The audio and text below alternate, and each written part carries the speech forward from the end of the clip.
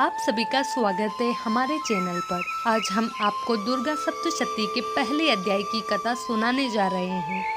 इस अध्याय में हमें राजा सूरत और साधु ऋषि के माध्यम से देवी दुर्गा की महिमा और भक्ति का अद्भुत संदेश मिलता है। तो आइए जानते हैं कैसे जीवन में सच्चा सुख और शांति केवल देवी की भक्ति से संभव है। महर्षि मार्कंडेय बोले, सूर्य पुत्र सावर्णी की उत्पत्ति की कथा विस्तार पूर्वक कहता हूँ, सुनो। सावर्णी महामाया की कृपा से जिस प्रकार मनवंतर के स्वामी हुए उसका भी हाल सुनो। पहले स्वारोचिष नामक राजा थे। वे प्रजा को अपने पुत्र के समान मानते थे, फिर भी काला विध्वंसी राजा उनके शत्रु बन गए। दुष्टों को दंड देने वाले राजा सूरत की उनके साथ लड़ाई हुई। काला विध्वंसियों की संख्या कम होने पर भी राजा सूरत युद्ध में उनसे पराजित हो गए। तब वे अपने नगर लौट आए। केवल अपने देश का राज्य ही उनके पास रह गया और वे उसी देश के राजा बनकर राज्य करने लगे, किंतु उनके शत्रुओं ने वहां भी उन पर आक्रमण किया। राजा को बलहीन देखकर उसके दुष्ट मंत्रियों ने सेना और खजाने पर अपना अधिकार कर लिया। राज्याधिकार से वंचित होकर राजा सूरत शिकार खेलने के बहाने घोड़े पर सवार होकर भयंकर वन की ओर निकल पड़े। उस वन में उन्होंने महर्षि मेधा का आश्रम देखा। वहाँ महर्षि मेधा अपने शिष्यों और मुनियों से सुशोभित विराजमान थे और उस आश्रम में अनेक हिंसक जीव भी परम शांति से निवास करते थे। राजा सूरत ने महर्षि मेधा को प्रणाम किया और महर्षि ने उनका यथोचित सत्कार किया। तत्पश्चात राजा सूरत कुछ समय तक महर्षि के आश्रम में ठहरे। अपने नगर के प्रति ममता के आकर्षण से राजा अपने मन में सोचने लगे, पूर्व काल में जिन पूर्वजों ने जिस नगर का पालन पोषण किया था वह आज मेरे हाथ से निकल गया। मेरे दुष्ट और दुरात्मा मंत्री अब मेरे नगर की धर्म पूर्वक रक्षा कर रहे होंगे या नहीं। मेरा प्रधान हाथी जो सदा मद की वर्षा करने वाला और शूरवीर था, वह अब शत्रुओं के वश में होकर न जाने किस प्रकार का दुख भोग रहा होगा। मेरे आज्ञाकारी सेवक जो मेरी कृपा से धन और भोजन पाकर सदा सुखी रहते थे और मेरे पीछे पीछे चलते थे, वे अब निश्चित ही दुष्ट राजाओं का अनुसरण कर रहे होंगे और मेरे दुष्ट मंत्रियों द्वारा व्यर्थ ही धन का अपव्यय करने से वंचित किया हुआ खजाना एक दिन अवश्य खाली हो जाएगा। एक दिन राजा सूरत ने महर्षि मेधा के आश्रम के निकट एक वेश्या को देखा। राजा ने उनसे पूछा, भाई तुम कौन हो? यहाँ आने का क्या कारण है और तुम मुझे शोकग्रस्त एवं अनमने से क्यों दिखाई देते हो?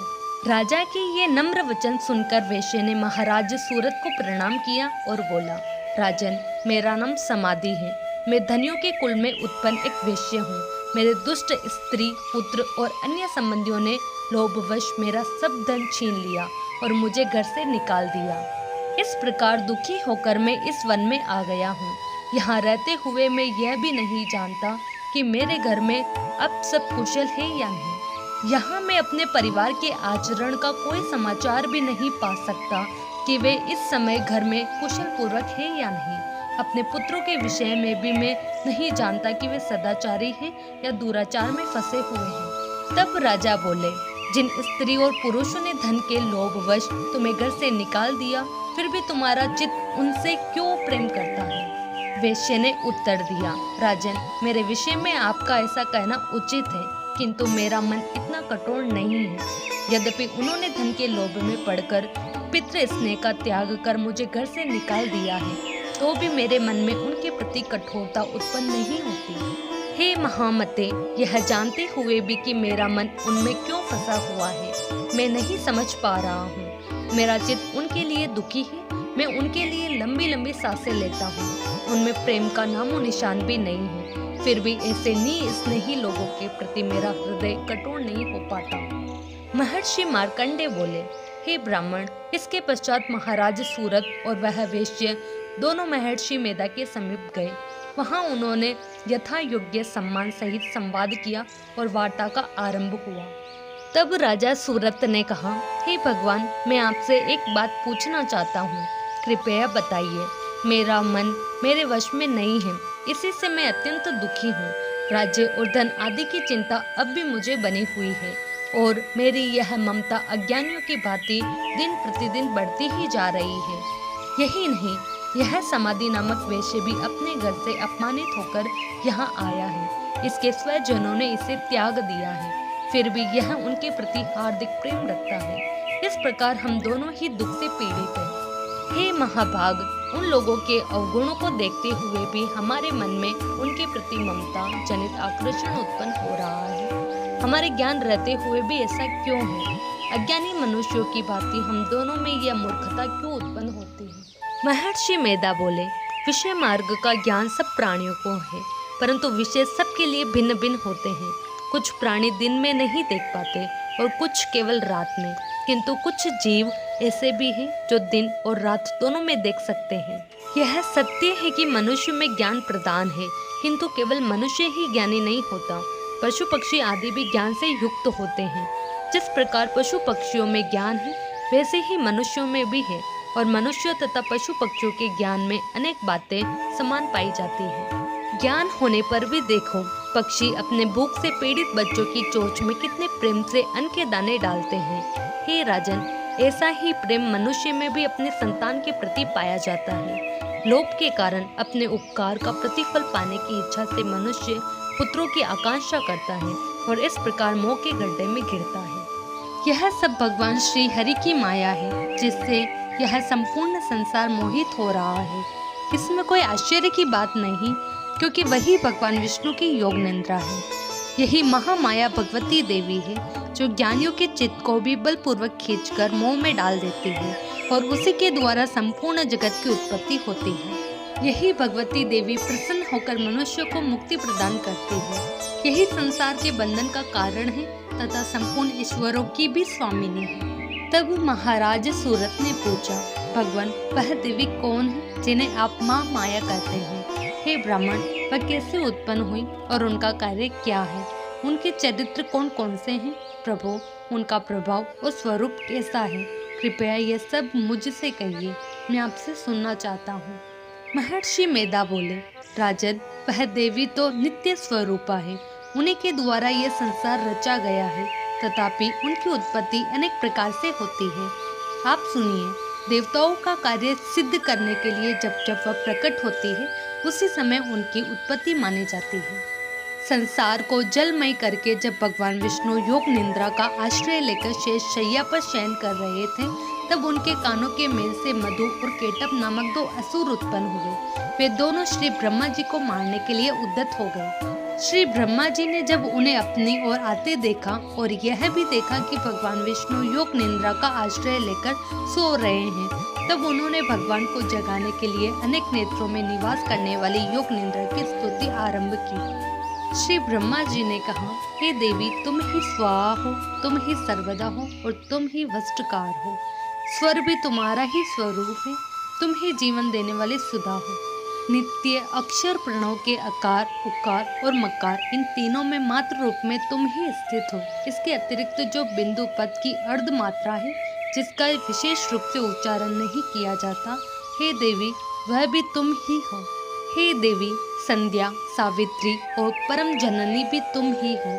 तुम इस विश्व को धारण करने वाली हो। तुमने इस जगत की रचना की है और तुम ही इसका पालन करती हो।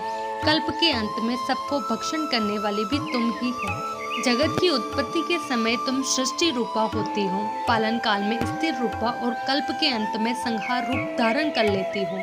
तुम ही महाविद्या, महामाया, महामेधा, महारात्रि और मोहरात्रि हो। हे ईश्वरी, बोध स्वरूपा बुद्धि भी तुम ही हो।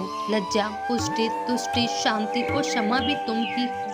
तुम खड़ग धारणी, शूल धारणी और घोर रूपा हो तथा गदा, चक्र, शंख और धनुष को धारण करने वाले भी हो। बाण, भूषुंडी और परिघ, ये भी तुम्हारे ही अस्त्र हैं। तुम सौम्य और परम सौम्य हो। यही नहीं, संसार में जितनी भी सौम्य और सुंदर वस्तुएं हैं, उन सबसे भी अधिक सुंदर तुम हो। पर और अपर सब पार कर देने वाली सुंदरता भी तुम्ही में समाहित है। हे सर्व स्वरूपे देवी, जो भी सजीव और निर्जीव पदार्थ है तथा उनमें जो शक्ति विद्यमान है, वह तुम ही हो। ऐसी अवस्था में भला तुम्हारी स्तुति कौन कर सकता है? इस संसार के सृष्टि, पालन और संहार करने वाले जो भगवान हैं, उन्हें भी जब तुमने निंद्रा के वशीभूत कर दिया है, तो फिर तुम्हारी स्तुति करने की शक्ति किसमें शेष रह जाती है? मुझे, भगवान विष्णु और भगवान शंकर को शरीर धारण करने वाली भी तुम ही हो। तुम्हारी स्तुति करने की क्षमता किसमें है? हे देवी, तुम अपने इन उदार प्रभावों के कारण ही प्रशंसनीय हो। मधु और केटव जो भयंकर असुर है, इन्हें मुंह में डाल दो और भगवान श्री हरि विष्णु को शीघ्र जगा दो। साथ ही उनमें इन दुष्टों का वध करने की बुद्धि भी उत्पन्न कर दो। महर्षि मेधा बोले, हे राजन, जब श्री ब्रह्मा जी ने देवी की इस प्रकार स्तुति करके भगवान विष्णु को जगाने और मधु केटव का संहार करने का निवेदन किया, तब भगवान श्री विष्णु के नेत्र, मुख, नासिका, बाहु, हृदय और वक्ष स्थल से वह देवी प्रकट होकर ब्रह्मा जी के सम्मुख खड़ी हो गई। जैसे ही वे प्रकट हुई, भगवान श्री हरि तत्काल जाग उठे और उन्होंने उन दोनों असुरों को देखा। वे अत्यंत बलवान और पराक्रमी थे। उनके नेत्र क्रोध से लाल हो रहे थे और वे ब्रह्मा जी का वध करने के लिए उद्यत थे। तब भगवान श्री हरि भी क्रुद्ध हो गए और उन दोनों दुरात्मा असुरों के साथ 5000 वर्षों तक युद्ध करते रहे। एक तो वे अत्यंत बलवान और पराक्रमी थे, दूसरे महामाया ने भी उन्हें मोह में डाल रखा था। अतः वे श्री भगवान से कहने लगे, हम दोनों तुम्हारी वीरता से अत्यंत प्रसन्न हैं, तुम हमसे कोई वर मांगो। भगवान ने उत्तर दिया, यदि तुम मुझ पर प्रसन्न हो तो अब तुम मेरे हाथों से ही मर जाओ। बस इतना ही वर मैं तुमसे मांगता हूँ, अन्य किसी वर की क्या आवश्यकता है? महर्षि मेधा बोले, परंतु वे धोखे में आ गए। अपने चारों ओर केवल जल ही जल देखकर उन्होंने भगवान श्री हरि से कहा, जहाँ पर जल न हो, सूखी जमीन हो, उसी स्थान पर हमारा वध कीजिए। पश्चात महर्षि मेधा कहते हैं, तथास्तु कहकर भगवान श्री हरि ने उन दोनों को अपनी जांग पर लिटाया और दोनों के सिर काट डाले। महर्षि वेदा आगे कहने लगे, इस प्रकार यह देवी ब्रह्मा जी की स्तुति से प्रकट हुई। अब मैं तुम्हें उनकी महिमा और प्रभाव का विस्तृत वर्णन करता हूँ, सुनो। तो पहला अध्याय हमें यही सिखाता है कि जीवन में दुख और असंतोष केवल भक्ति और आध्यात्मिक साधना से ही दूर होते हैं। यह अध्याय दुर्गा सप्तशती के बाकी अध्यायों की आधारशिला है और हमें देवी की अनंत महिमा और शक्ति का परिचय देता है। आशा है कि आपको यह कथा पसंद आई होगी। अगले वीडियो में हम अगले अध्याय की कथा के साथ फिर मिलेंगे।